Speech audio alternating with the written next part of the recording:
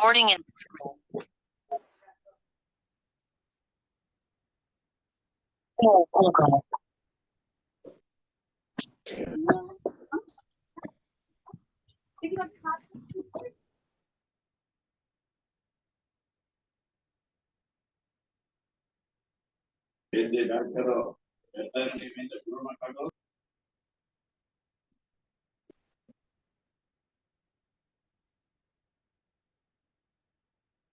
Very good evening, everyone.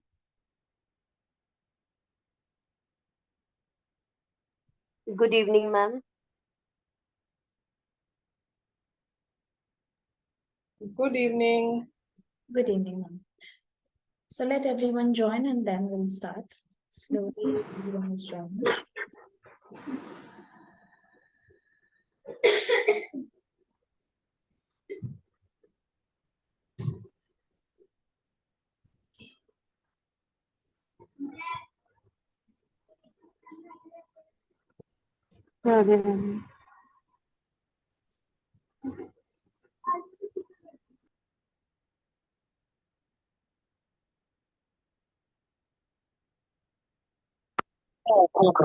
One has joined. Kindly mute yourself so that it will be audible to everyone.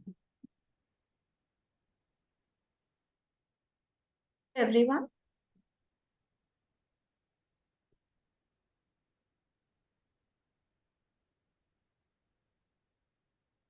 Am I audible to everyone? Yes, ma'am. Great. Yes. ma'am. Yes, ma'am. Great. So let's start with today's workshop. So before starting this, I really want to, share with the teachers that this is something which is collaborative. Workshops are always collaborative. So you might be, see a few activities also while, going through this workshop. So kindly contribute. Chat box is open for you. You can write in the chat box as well. And if you want to share your view verbally, then also you are welcome. So make it more interesting, collaborate, give your participation so that we'll learn from each other, isn't it? Learning is actually a gradual process and we keep on learning new things throughout our age. So this is something which I really appreciate if teachers contribute while, going through all this whole 1 hour process. Great. So let's start with it. Yes. So this is the part 1, which we are actually going through today. That is toy pedagogy part 1. It will be in 2 parts because it's a big and vast topic. So today I shall be covering what is actually this pedagogy all about, the different attributes which are related to this pedagogy. Basically, the types of indigenous toys which we shall be having right in your classroom, and then examples as per the age milestone. I always talk about age milestone because it actually defines the complete learning retention of the child. If the child is according to the age milestone in an appropriate grade, will grab more according to the the learning objectives will be dealt better if the child is learning according to that age milestone. Now, role of a teacher, model and linking approach with few more examples shall be covering in the part 2. So today we are just going to do part 1 and starting the part 1 with the very simple and the workshop topic related question that what are indigenous toys actually, right? So this is my question to all of you. What do you mean by indigenous toy? The answer is in front of you, but still we have examples in our mind if we are compatible with this word indigenous toys. So it is actually related to the traditional toys, those which are made up of natural and locally available material. I'm not talking about those electronic toys which are, nowadays available online and all. No, I'm just simply talking about those natural toys which our grandmothers or grandparents used to, show us when we were in our small and earlier days, and right now they are extinct somewhere, isn't it? So the focus is basically on the indigenous toys, which are actually reflecting the culture and heritage of our beautiful country, that's India, and how we are going to use these indigenous toys in our classroom according to different grades and subjects. Definitely. So can you recall few indigenous toys? The chat box is open for you. Can you recall any indigenous toy which you have gone through in your childhood days? And if you recall any toy, or if any incidents which your parent has shared with you related to any indigenous toy. Indigenous toy is nothing but it is those toys which are actually extinct nowadays, and which were actually made up of the natural and easily available resources, or might be your mother used to make it for you when you were in your childhood days. Yes, wood kitchen set. Yes, dolls, rag dolls, wooden toys. Yes, clay toys. Lovely. Thank you for your cooperation. Now let's proceed further and see what is here for you. Now this concept is basically supported by CBSE. That is why I am sharing this main content, though the pedagogy name is very simple, toy-based pedagogy, but it is actually latestly supported by CBSE. So we should know this pedagogy to be implemented in your classroom and make our classroom more and more interesting with inculcating such approaches by making the learning process very interesting and very shady in the classroom for the children, so that they'll grab more and more. Now I really want to put some light here on our childhood days. For every child, it is not important that the toy should be costly. It is not important that the child, the toy every time should be bought from the market only. It is something we share a bond with the children when we make certain toys for them, or else they will make by themselves as well, isn't it? That is what our VAC model kinesthetic learning is all about, isn't it? When we give certain elements to the children and they create their own toys by those elements, is again our VAC model here. So in every approach, we as teachers, we as facilitators find out different models and try to implement those models in our classroom as per our learning or lesson plans, right?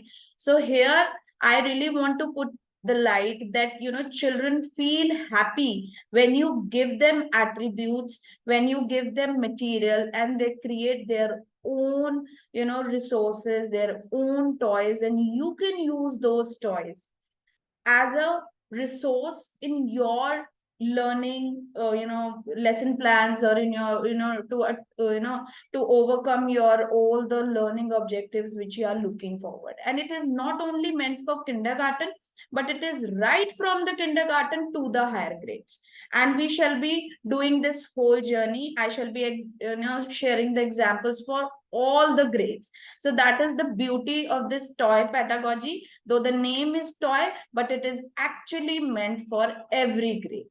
Now let's put some light on such curiosity-based toys.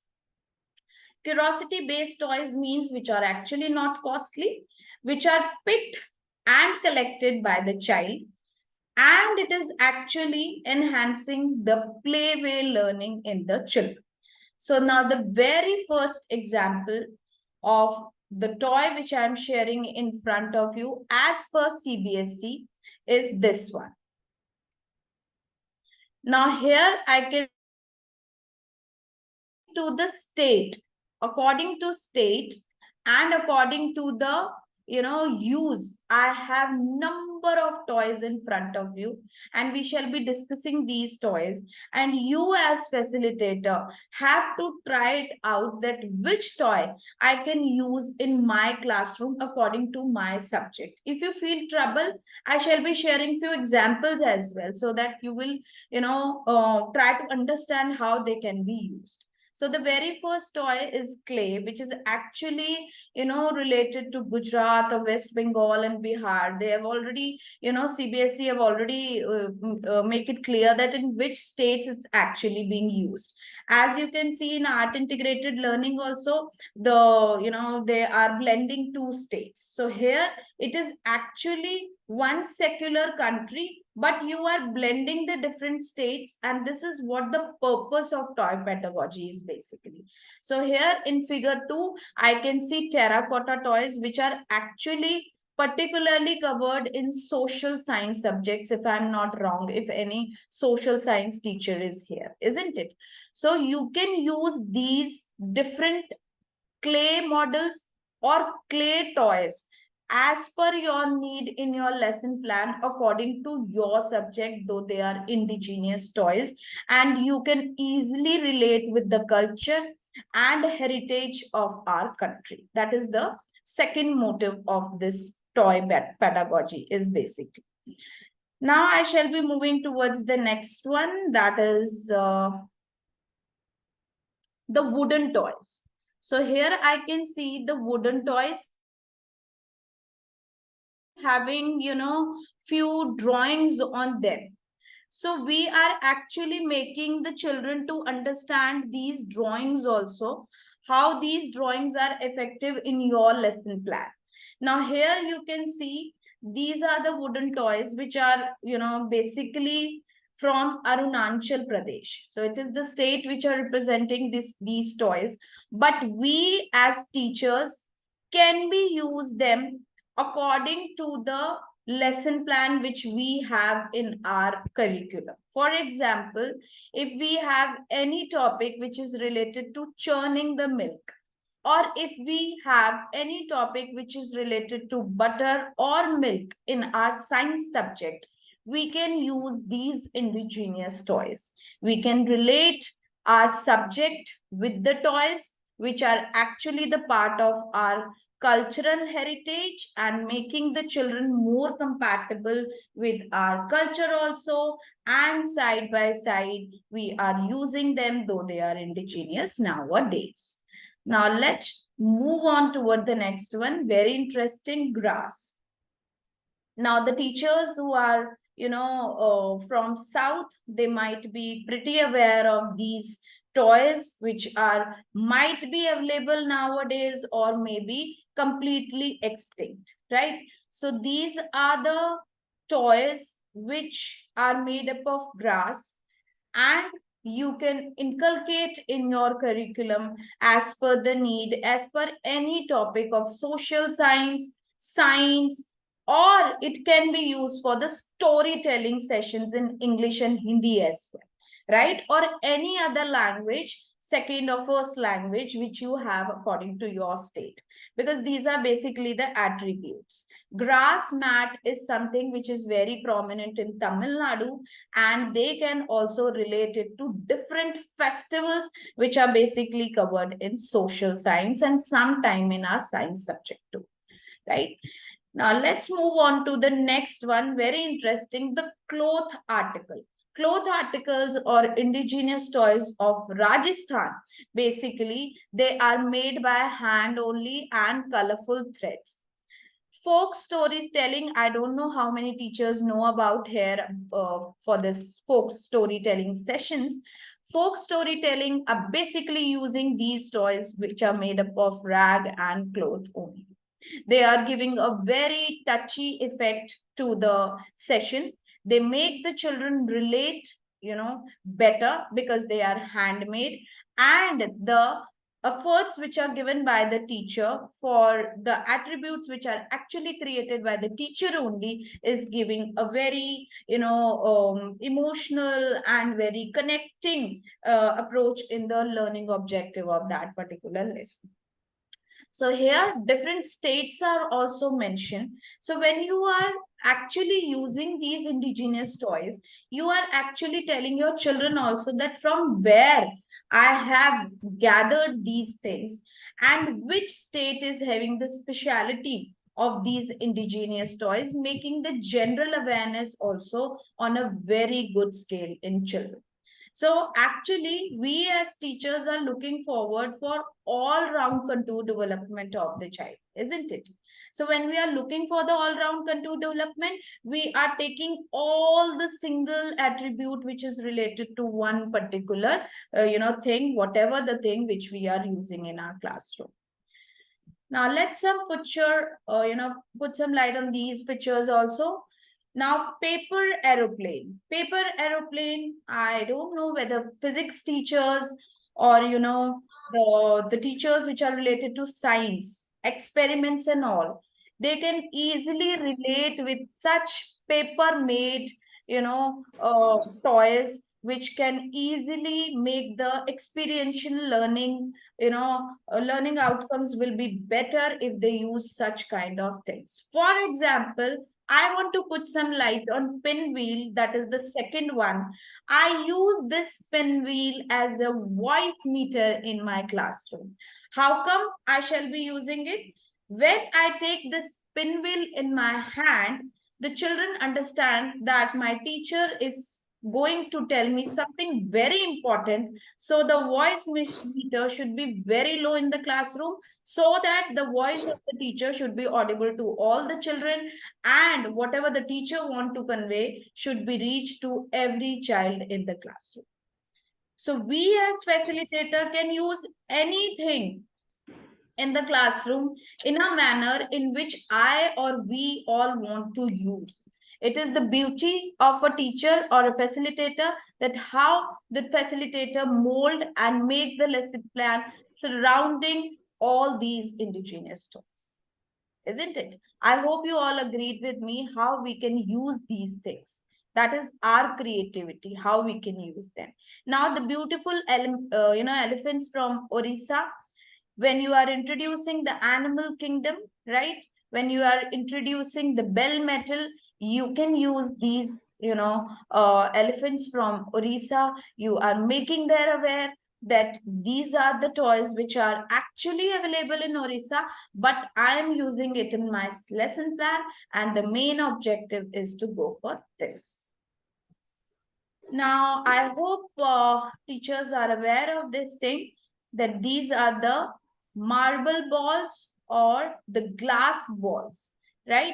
Our parents used to play these, play with these balls, and in few farmhouses also in resorts, when we go for outings and all, we see such kind of, play platforms, to just recall those childhood days when these, kind of, toys were prominent. So I hope you all agreed with me to why we are going to these resorts only to, have a exposure of such toys. Why not at our own, you know, uh, platform only? So we can also use these for counting methods. We can use them in the numeracy lessons. Teachers, we can implement these glass pebbles and balls and bangles for making the different animals also, as we do in Reggio Emilia approach. So you can blend it with that also. That is how we can use them basically. So few examples I've shared with you of indigenous toys, because the topic was related to indigenous toys only. Now here is actually the flow chart for toy pedagogy, how it works basically, right? So the main mode shall be going to do this in our classroom. That is something which is very important. So let's put some light on it. Here I can see the child is there. Here I can see parent and teacher, right? So here I am starting it from here and I'm taking the play on very first stage, right? Because it is actually a playway technique or a playway method only, right? Then in play, I shall be covering toys, games, and puppets. Now for toys, I write the word toy pedagogy. For puppets, I write the word puppetry. Now it is a question for everyone. What is the technique called for games? Anyone? The chat box is open. What is the name for the technique called for games? For toys, it is toy pedagogy. For puppets, it is puppetry. What is for games? What do you call for games? Come on, teachers, contribute. Okay. Okay. Yes. I got the one from Vandana Sharma. That is gamification. Great. Yes. For games, it's gamification. For puppets, it's puppetry. And for toys, it's toy pedagogy. Great. So now we shall be looking towards all these different developments. Can you all see? Physical development, that is your fine motor. That is your gross motor. Motor development is basically fine motor. Then emotional, socio-emotional are clubbed basically. Cognitive, very important. And what is this ethical development is again a question. What do you think? What is this ethical development? What is ethics? How we can relate it with ethical development? How it is actually related with the ethics? Why we are, speaking that toys, games, and puppets, they are somewhere related to ethics. Yes, definitely. Moral values, you are correct. Because here I am telling you this only, that these are somewhere relating to our culture, to our heritage. We are not telling the children that we are just bound in a frame of our country. It is not at all.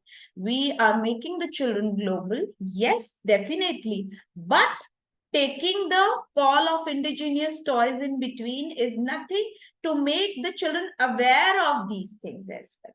Because they are not aware of, they are not going through such things nowadays. So they must be knowing about all these things with play, with lesson plan, with learning. That is the only motive of toy pedagogy. Great. So let's move on to the next one.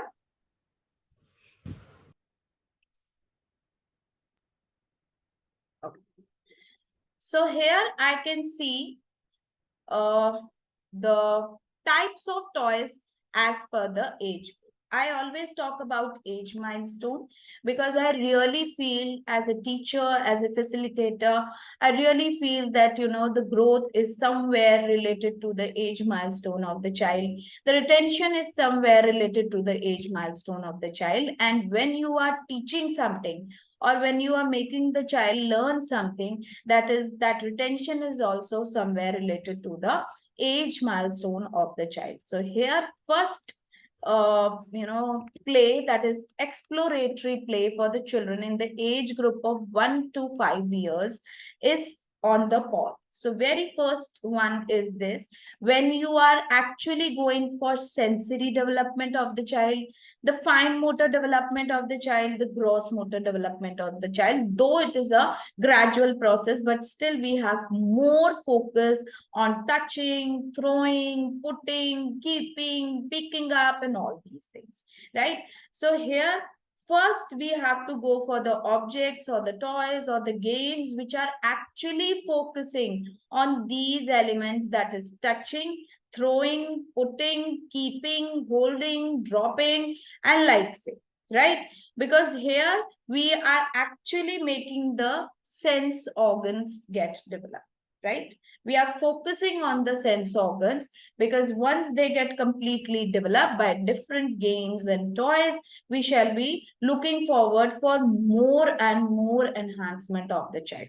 But this is something which is basic and which is right from the beginning of 1 year of age till 5 years, right? Now, let's move on to the next one. What is there? Now here I'm talking about 2 to 10 years of age. So here my previous exploratory play method is not stopped. It is still in process, but I'm looking forward for cause and effect play also. what is causing, what is affecting, how the teacher teaches the child, and this type of play teaches children that their actions have effects. Whatever they are doing something. When they are doing something, they are actually getting in return as well, because there is an effect of doing that action. Pressing a button to play a music is an example. Blowing a balloon is an example. So here we are actually making them aware now. 2 to 10 years of age, we are making them aware that whatever you are doing must have some resultant also. So expect a resultant. When you're doing this thing, you shall be getting in return also. So have a sense of understanding. Developing that sense of control in the children is the prime motive here in this cause and effect play for the children, and it is right from the age of 2 to 10 years, not from the age of 1 to 5 years. 1 to 5 years window is of exploratory play. Cause and effect window is of 2 to 10 years. Now I shall be moving towards the next age milestone, and let's see what is there in it. Now I shall be covering from 2 to 18, though it is covering 10 years till 10 years, but now I shall be covering higher grades also. So now it is meant for the higher grades teachers as well. Functional play for the children. In this, how to play with and use the toys in the way that they were desired. For example, pushing a toy car. So it is now completely developed. That sense is completely developed that this is a toy which is actually meant for pushing. This is the toy which is actually meant for beating. This is a toy which is actually meant for doing something else. So here, when we give a toy to a 1-year-old child, when we give toy to 4-year-old child, and when we give toy to 18 years old child, that marks a difference. And that is what they are talking about in this toy pedagogy, right? So here, from these small clips, we are making it clear what actually CBSE is looking forward.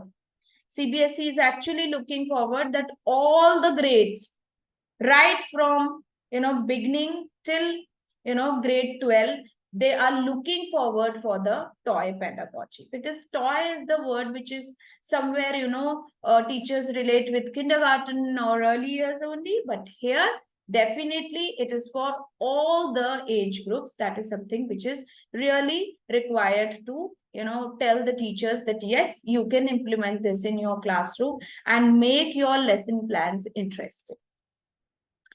Now, the next one is again for the higher grades. As you can see, the age group, that is the constructive play.